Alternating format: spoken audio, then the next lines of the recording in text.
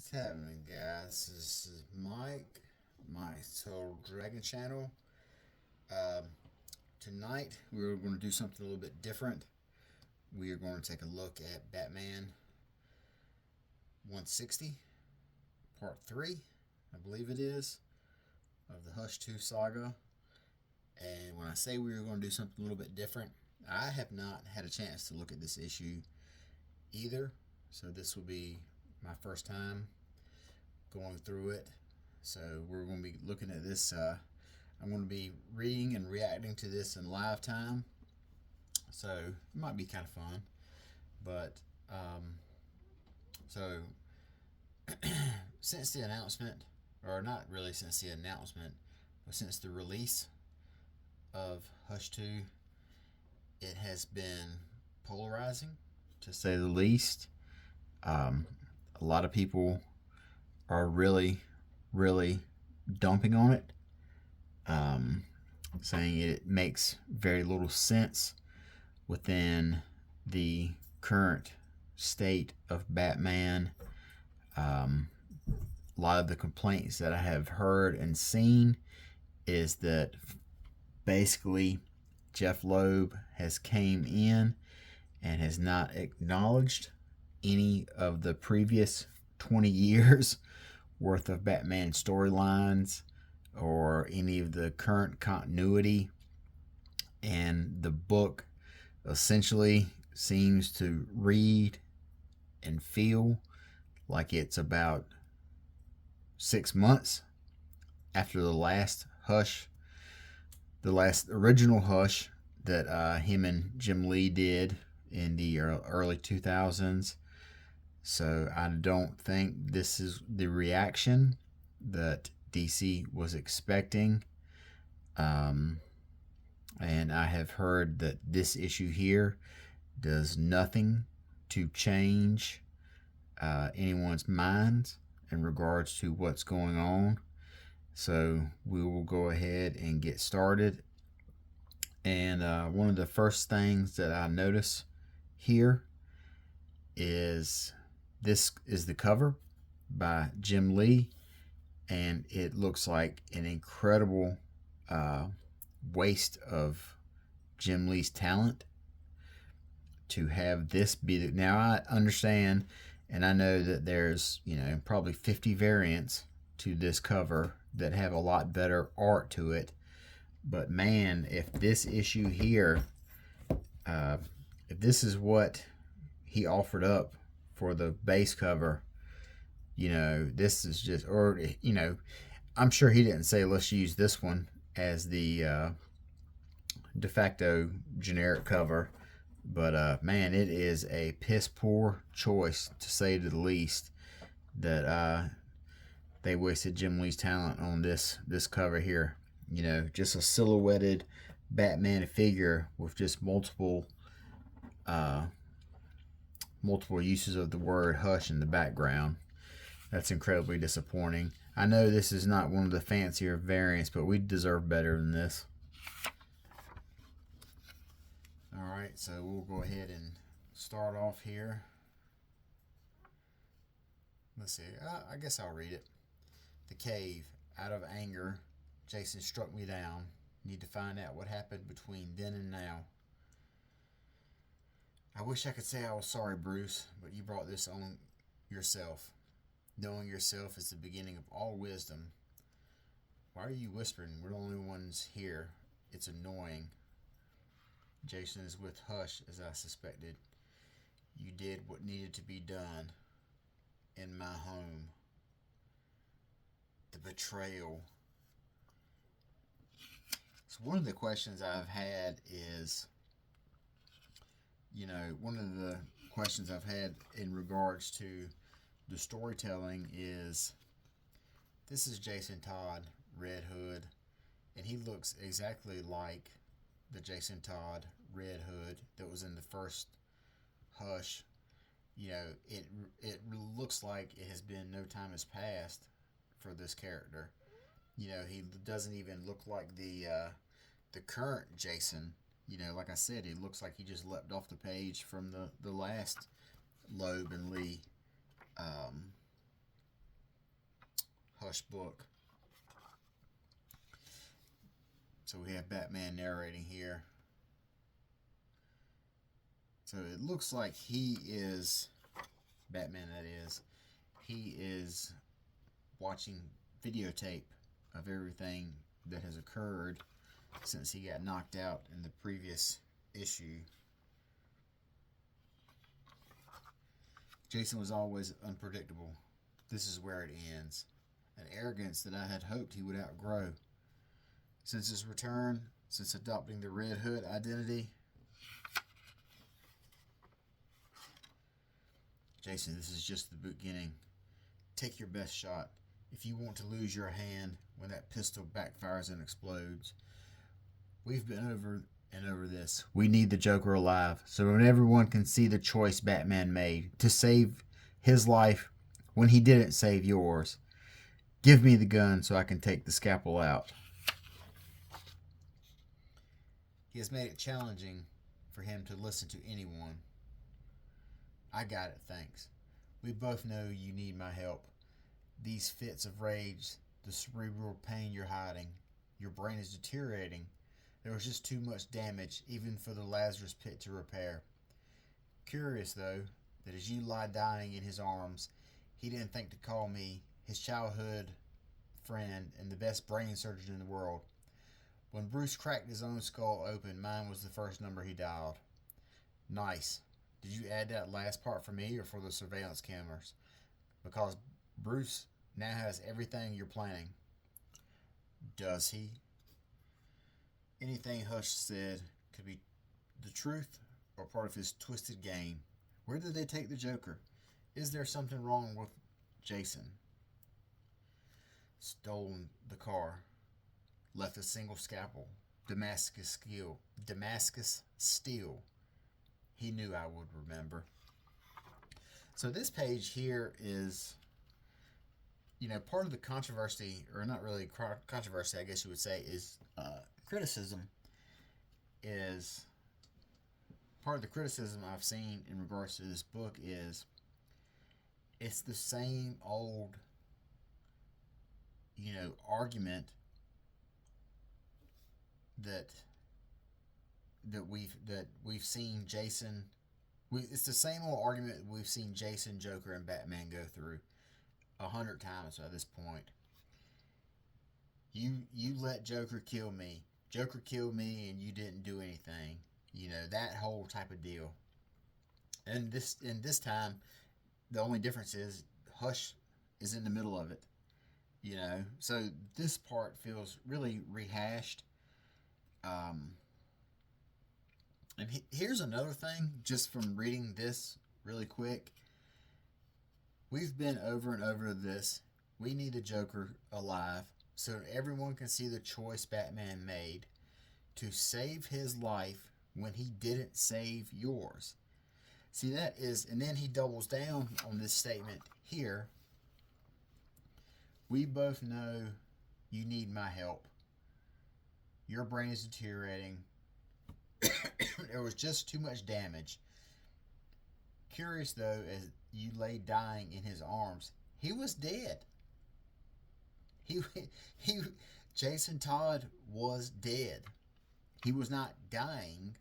He was dead. Batman, Bruce Wayne, showed up to the exploding building and pulled his corpse out of the rubble. So it's not like a doctor would have done him any good. A brain surgeon would not have done him any good. So I don't understand this line of dialogue right here, this argument that Hush has. So that is kind of, it doesn't make a whole lot of sense to me. This is a strong page. I like this. This is a really good opening page. The rain, Batman on the motorcycle. No helmet though. That's dangerous. This is another thing I like so far about this book is these black and white flashback scenes that Jim Lee does. He works really well. Jim Lee, that is. I like him in these little black and white scenes. Something about it makes the art pop. I always think of Wayne Manor as my father's house. Tommy and I would play games there. I was not allowed in his study, let alone his medical bag. Bruce, what are you doing in there? Father, this is very dangerous, particularly in the wrong hands. Tommy Elliot, the boy we took to Metropolis, he said your scalpels are the finest in the world. True, I have them found from a special metal found in the Middle East, Damascus steel. You see how perfectly it is balanced? You see how it is perfectly balanced? It will not slip during surgery. Wayne Core now crafts them for anyone who needs them. Could you make something else with it? That takes time. Like what, a sword?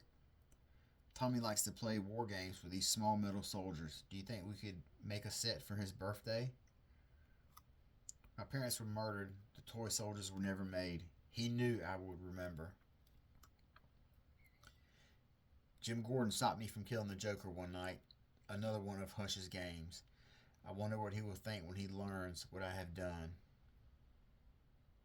I mean, he stopped Batman from killing Joker numerous times.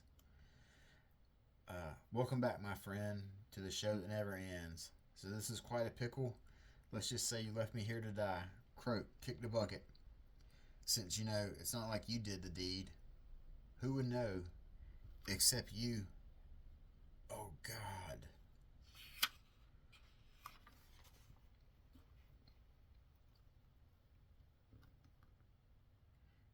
Anybody else? Let's see. So what is...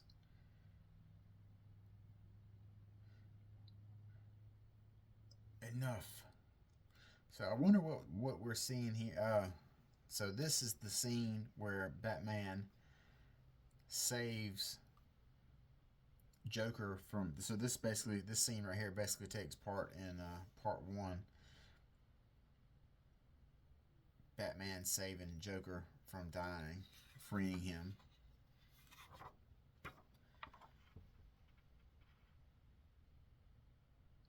So I wonder why this is supposed to be so shocking to Commissioner Gordon when we've seen, when we know that Commissioner or Gordon or whatever it is knows what Batman's rule is against taking lives and saving lives. So Gotham Clock Tower. So you not only know Batman's personal identity, I know yours and Babs. In fact, all of your Bat family secrets. If you know her name, why do you call her Babs? It's Barbara. So how can we possibly trust you, Nigma? What time is it when an elephant sits on a fence? Elephant? Never mind. I'd be more concerned that if I know, then who else knows? Hush. None of us are safe. I need to get to Jason. Oh, I can solve that riddle, but going there is exactly what Hush wants. You need to stay together. I don't give a damn what Hush wants. Tell me where Jason is. Question. How can you be in two places at once? I have to go. Wait, where? You're playing his game. I don't care. It's my dad. So I guess Batgirl can fly now. Answer. You can't unless there are two of you. Each of you has at least one person you care about deeply. An Achilles heel. That's where he'll apply the pressure.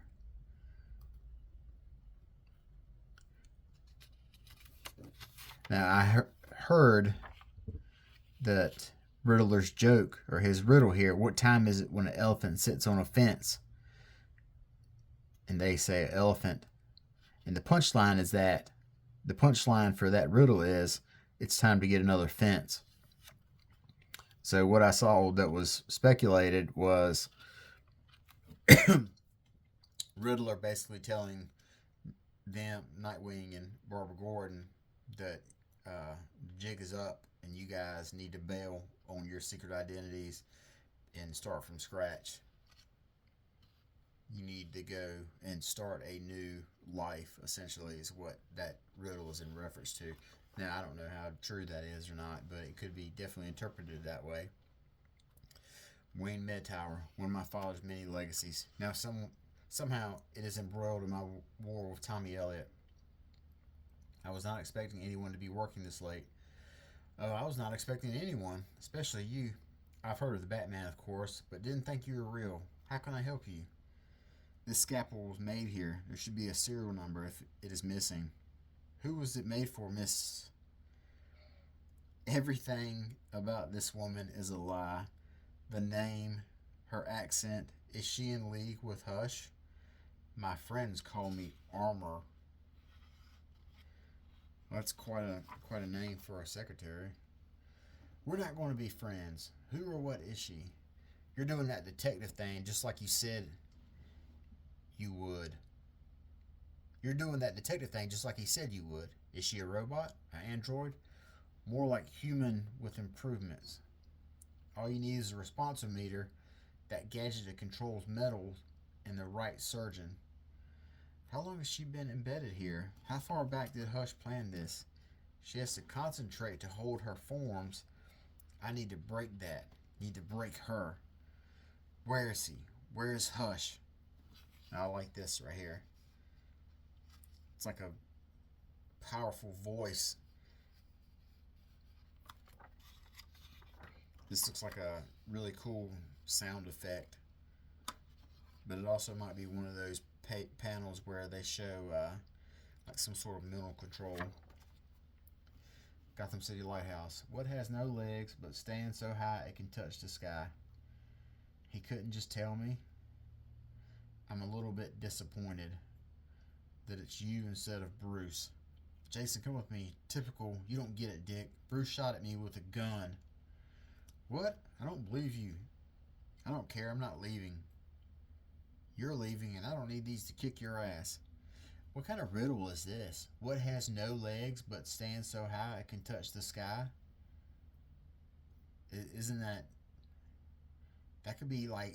That could be any of these big buildings, these big skyscrapers in Gotham City, but it's the lighthouse? I don't get... That's a pretty terrible riddle. What has Hush done to you? Done to me? He's going to save me. You've listened to Bruce for too long. You think that his is the only truth? Hush is manipulating you. That's his game. I'm taking you even if I have to carry you out. Jason, slowly. Go to hell.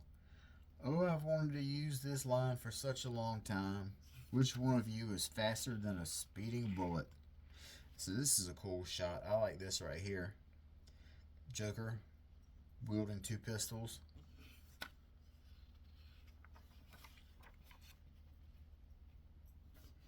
Hard to think.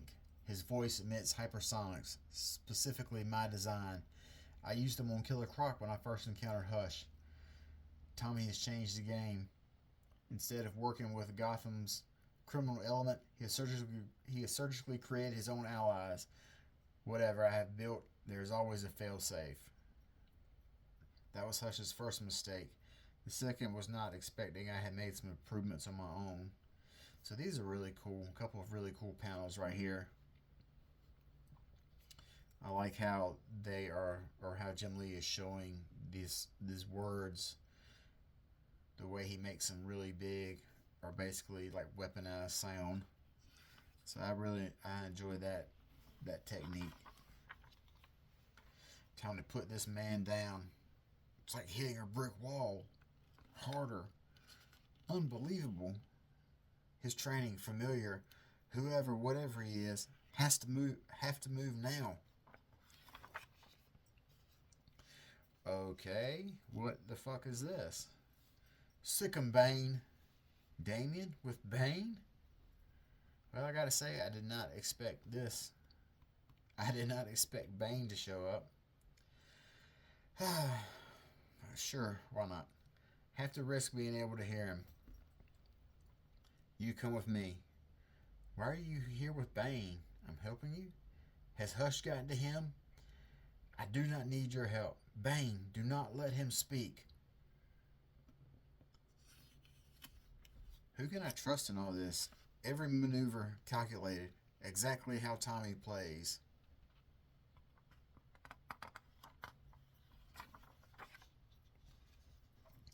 Every game he has to win. It's a shame you can't be in two places at once. You have other knights in jeopardy. Any way you play this, Bruce, 3 Robins die tonight.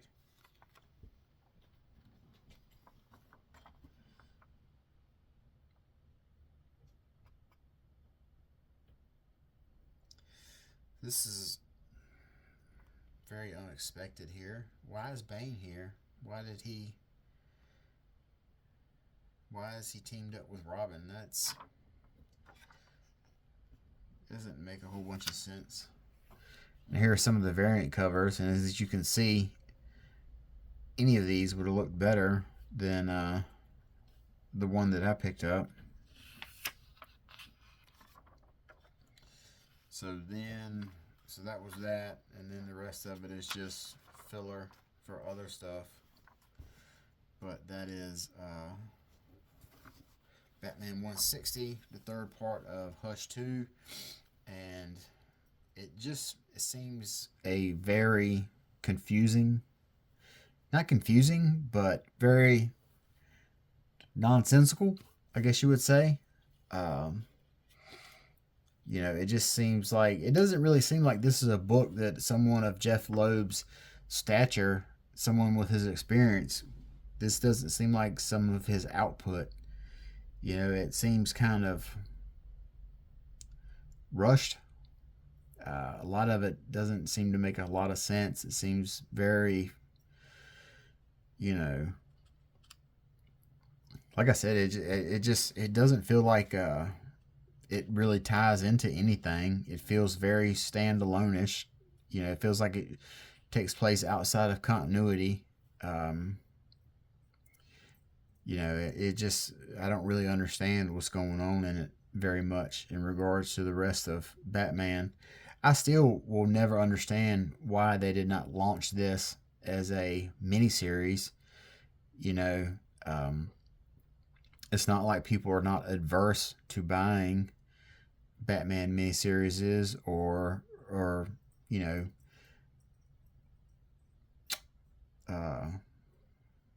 you know, it's not like DC doesn't have a problem cranking out 5 or 6 Batman miniseries at the same time as they have it ongoing. So it's not like they are afraid to flood the market with Batman books, I guess is what I'm getting at. But the way this doesn't tie in with anything else makes it just seem incredibly strange.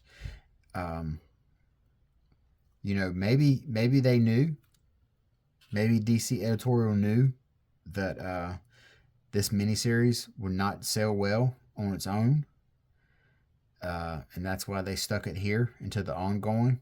Because people didn't want to break up their run of Batman. But in any case, just really probably this is going to have to be one of the biggest disappointments of the year. There's only 3 issues left, and I don't see it getting a whole lot better. Story-wise, art-wise, there's a couple of really nice panels in here, pages. I like this page here. This is a really good splash page by Jim Lee, you know, and I like the black and white stuff. But a lot of it does not seem very dynamic. You know, it seems kind of, you know, run-of-the-mill, so to speak. I did like these panels here with like the super voice, the powerful voice or whatever. So I enjoyed that. You know, I don't want to criticize Jim Lee too much. He's, you know, 60. He's been doing comics a long time, and, you know, I don't want to, you know, be shitting on his work or anything, but a lot of this work here is just not what really, I mean, I guess in 2025, this is the Jim Lee that we have to expect, you know, so to speak. You know, it's not the X-Men Jim Lee or the Hush from 20 plus years ago Jim Lee. So I guess, you know, expectations need to be tempered, so to speak. But in any case, that's Batman 160. Yet another quizzical, confusing issue. So I guess that is it for this issue. You know, I would like to say I think it's going to get better, but I don't. So, but maybe you guys are enjoying it more than I am. But until next time, you guys take care. Talk to you later. Have a good night. Bye-bye.